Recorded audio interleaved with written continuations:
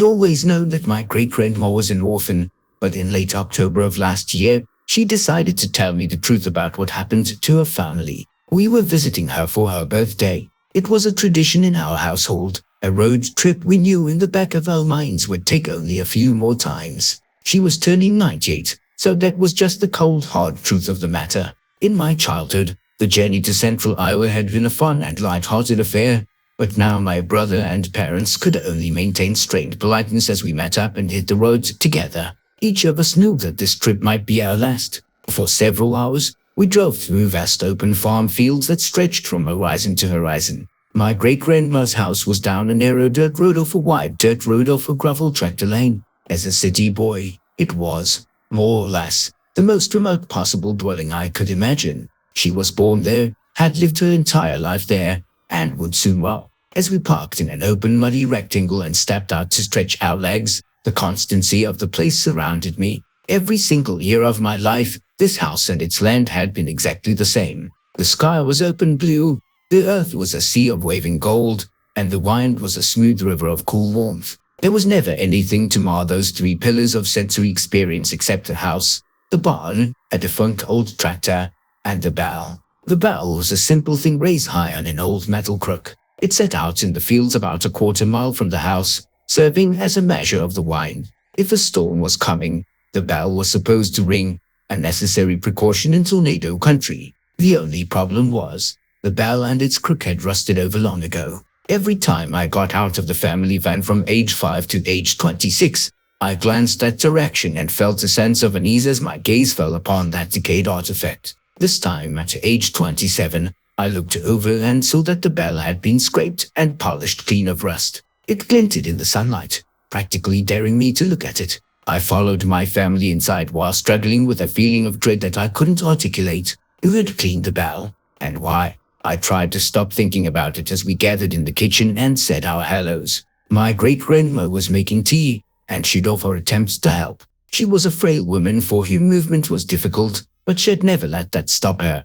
The Wi-Fi password is on a note in the living room, she told us with unquestionable authority. Go stare at your phones and the tea will be ready in a moment. My brother and I did as we were told, but my parents turned on the television instead of looking at their phones. For a few minutes, we stayed in our separate worlds, only returning to the present when my great-grandma brought in the tea, and we had a nice time. That night, when everyone else was long asleep, I happened to open my eyes and see a glow under the door of the guest room I shared with my brother. My parents were in a different room and would not see the same light, so it was up to me to investigate. Quietly, so as not to wake him, I crept out and down, finding my great-grandma still awake. She sat in her big jade leather chair, her gaze on the television. She asked me without looking my way, "You don't fall for this stuff, do you?" "What, like ants?" She pointed her thin little arm at a nearby couch. "Sit." I sat. "I'm going to tell you a family secret," she said softly, finally looking my direction. "It's for you, and possibly for your brother, but not your parents. Do you understand?" I did, not fully, but I nodded. "You know I was an orphan for a time. Born in this house, lived with my family, but then raised by an uncle after it happened." She didn't wait for my nod. I was 10 years old that night. It was my birthday. My mother had gotten me a small cake about the size of your fist. I looked forward to that cake every year, since we didn't exactly have sweets bounding about back then. It was 11 cents, so rather expensive, but my mother got one for every one of us on our birthdays no matter what she had to scrimp or save. All year long, I saw Mary get her cake in January, Arthur get his cake in March, Eleanor in June, Clarence in July, then Ruth a week after Clarence. Then it was months and months until me, the odd one out, on October 29th. I was so excited for that cake. As the days rolled closer, as the morning dawned, as the hours inched by, I hopped around the house like a bunny rabbit. But I wasn't allowed to eat it until well after supper.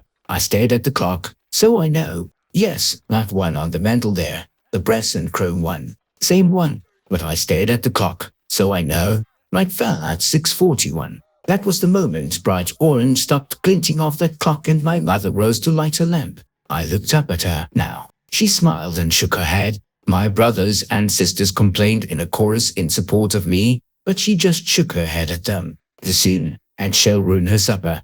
Father came in from the fields not long after that, dirty and tired as all get out. He ate in silence while we chatted endlessly about what type of cake it would be. Under the frosting, who knew? It might be raspberry, vanilla, or even chocolate. We grew silent as Father neared the cleaning of his plate, an event which would mark the end of supper. 4 pieces of meat and bread remained, then 3, then 2 any moment now. He stopped at the last piece, holding it and moving above the remaining dollop of gravy. We turned our heads. It was the bell. The bell was ringing out in the fields. Father grunted, then put the last piece of his food back on his plate before rising. He opened the front door. We braced ourselves for the wind, but none came. He spat on and held up a finger to the night air, then shook his head. He moved back into our lamplight and sat. Arthur asked, "Is it gonna storm?" Mary asked, "Is there gonna be a tornado?" My mother shook her head, smiled at us, and told us not to worry. No wind meant storm.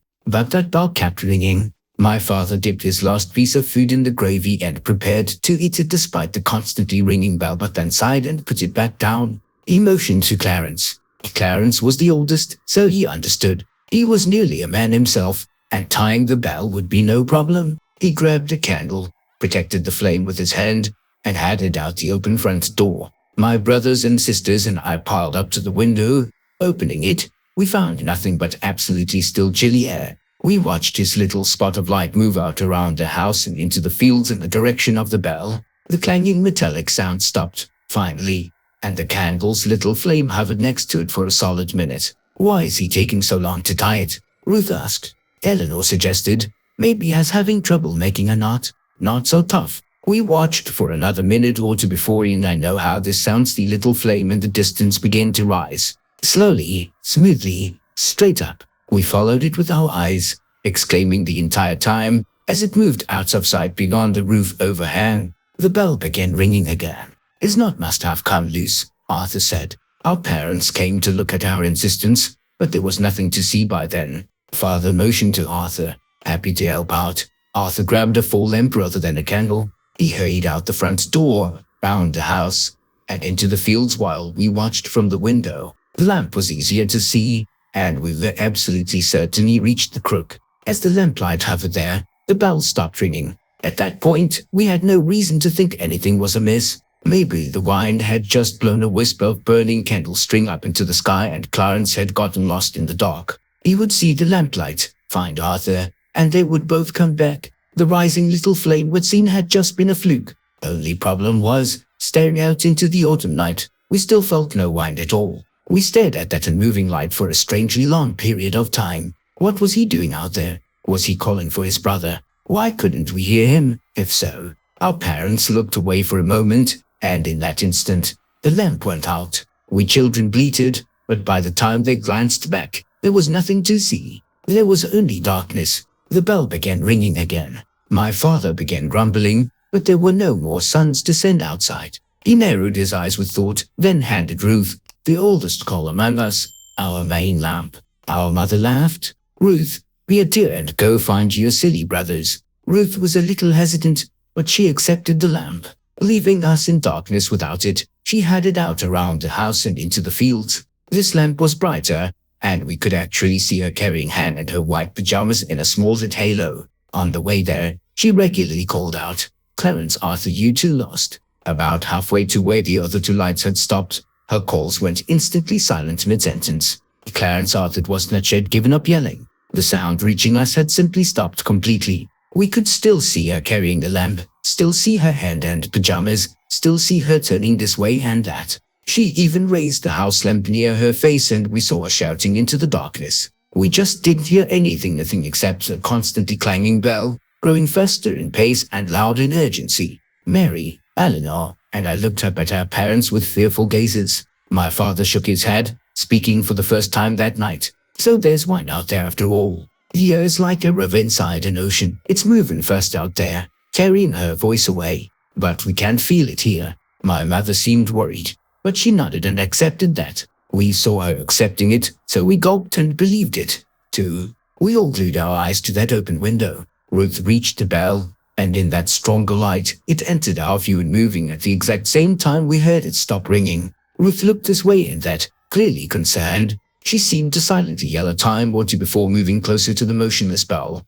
A half-tied rope hung from the crook, an indication that someone had attempted to tie it, but we couldn't see Clarence or Arthur anywhere near her. She put the lamp down on the ground to free her hands for tying the rope the rest of the way, but that mostly hid the light among the low-lying recently harvested stalks. We waited, breaths held. The air held in my lungs started to burn. At long last, we were forced to breathe again. Ruth's light continued to sit there, barely visible between the broken plants. What's taking so long? Mary asked. Eleanor said, I hope she's all right. Father told us, she's fine. The damn kids are just playing a game with us. Our mother nodded in agreement. Eleanor, go fetch your sister, will you? Eleanor shook her head. No way. It's scary out there. It's just a game. You're not playing a game with us, too, are you? No. Eleanor gulped. Then go get your sister and brothers. Tell them to come back in. It was pitch black out there, and almost the same inside with us, save for one lone candle.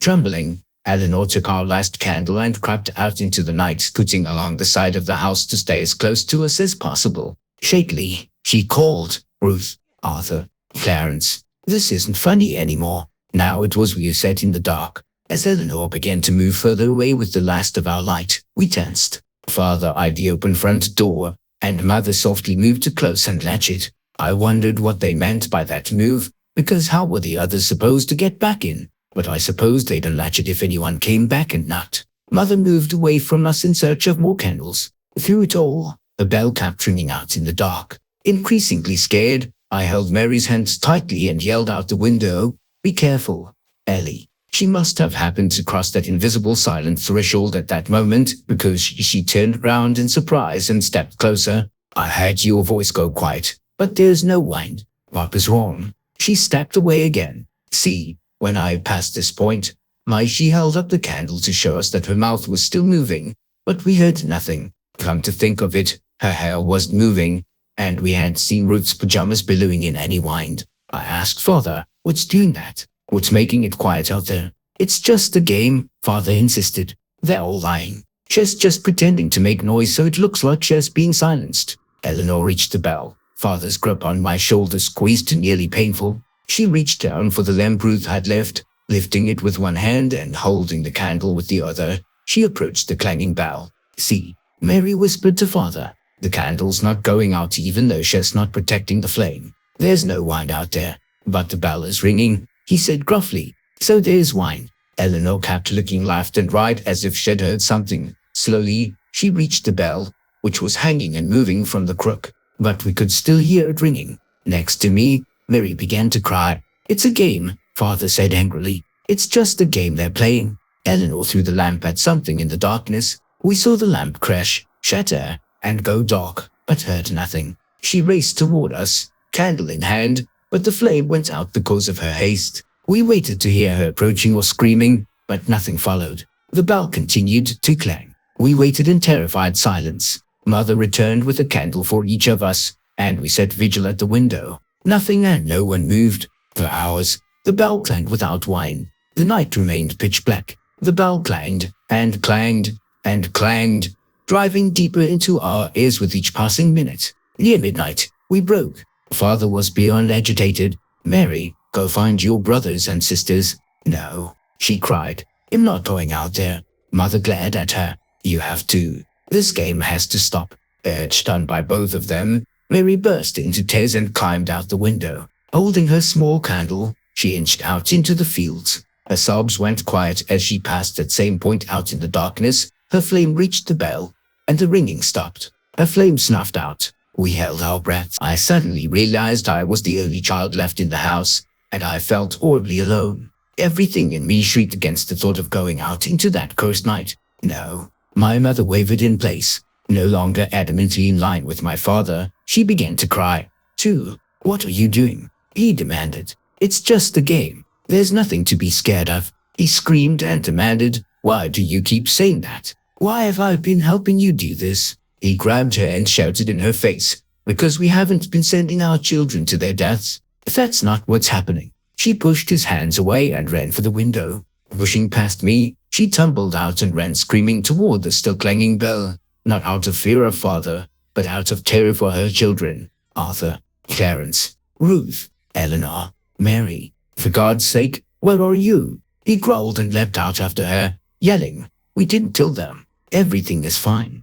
They both continued shouting until they passed that point in the dark and all went silent, except for the bell. Twice more, it stopped ringing, and twice more, it began again. In panic and terror beyond reason, I closed and latched the window and pushed all of the furniture against every entry to the house. I curled in a cupboard holding the last candle up to my face as it slowly melted its way down toward my fingers. I was alone. Somehow, I was alone. We'd all seen the danger and stared right at it as it happened, but one by one they'd all gone out there anyway. It'd been surrounded by a full band of siblings my entire life, and now I was completely and utterly alone in a house in the middle of nowhere. By the length of my candle, it was 3 in the morning when the knock came at the door. I trembled, but did not make a sound. The knock sounded again 40 heartbeats later. It was louder this time. I shook, holding my candle tight. The third knock was more like a tremendous crash or kick, and I heard the door explode inward. 60 heartbeats of silence passed, and then the floorboards creaked.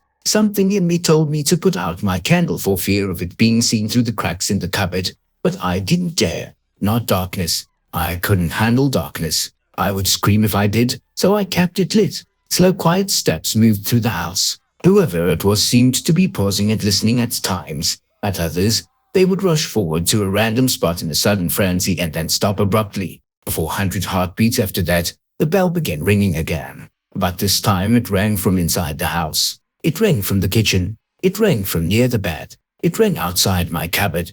Clang, 10 feet away. Clang, 5 feet away. Clang, right up against the cupboard door, and then it opened. I sat expectantly, mouth open and eyes wide, as I waited for my great-grandmother to continue. After a bit, I realized that was it. But what did you see? She shook her head. That's not the point. I'm here, so obviously I survived. And a young man like you just need to know what horrors walk this world outside the paved cities of man. Gulping, I asked, you're not just pulling my leg. This really happened. Yes. Her gaze went distant by television light. But here's what I want to tell you, and what you should tell your brother. The thing that opened that cupboard door and stared at me from the dark thing that hoped to wait out my candle before the coming of dawn had a ball tied to one of its teeth with a blood-soaked rag, such that it would clang when its mouth was opened for hunting. Somehow, some way, some heroic poor soul managed to tie a warning bell to that thing before they died. We heard that warning bell all night long, and yet my entire family walked out there one by one. We didn't listen because we didn't want to listen. My father knew what he was doing halfway through, but he didn't want to accept what had already done, so he did even worse to continue living the lie. I narrowed my eyes. What are you saying? She grabbed my hand briefly. Fear will tell you to put your candle out, but your head will tell you to keep it lit. Don't give in to fear. You keep it lit. You'll get through this. Turning my head, I became aware of a sound in the distance. Is that the bell? I was so caught up I didn't notice. How long has that been ringing? She just clenched her fist and turned back to the television.